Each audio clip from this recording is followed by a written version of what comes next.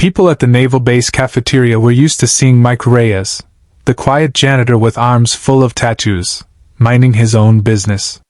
But that day, when a Navy SEAL pointed at his ink and laughed, "Why so many tattoos, single dad janitor?" Mike didn't react with anger. He simply rolled up his sleeve, tapped one faded tattoo, and said 6 words that froze the entire room. "Every one of these saved a life." Silence slammed the room.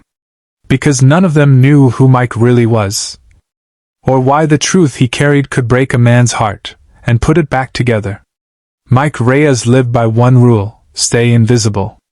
With a mop in his hands and a quiet smile on his face, he cleaned the halls of the naval base like just another blue-collar worker trying to survive. He didn't talk much. He didn't ask for anything. He worked double shifts, then rushed home to his 8-year-old daughter, Luna, his whole world. To most people, Mike was simply the single dad janitor with too many tattoos and tired eyes. But if you looked carefully, if you really paid attention, you noticed things that didn't fit. The precision in his movements, the awareness in his posture, the scar cutting across his back like a lightning strike. And those tattoos. Not random artwork, but symbols, each carved into his skin with a story he never told. Most people didn't ask.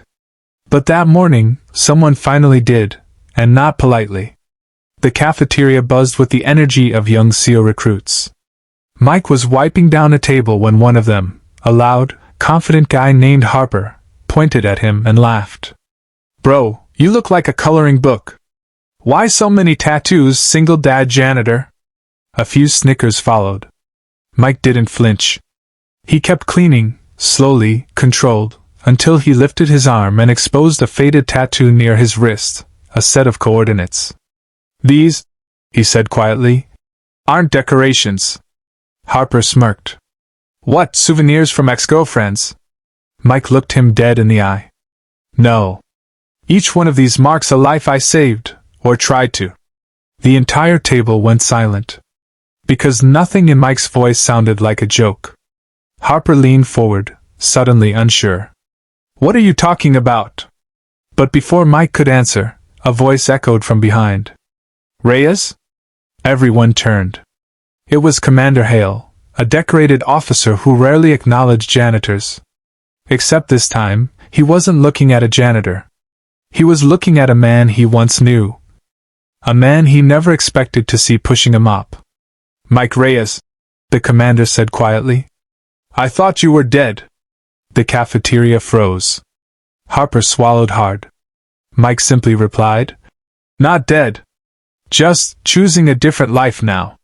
But the truth, what forced him into hiding, why he walked away from everything, remained locked behind his tattoos.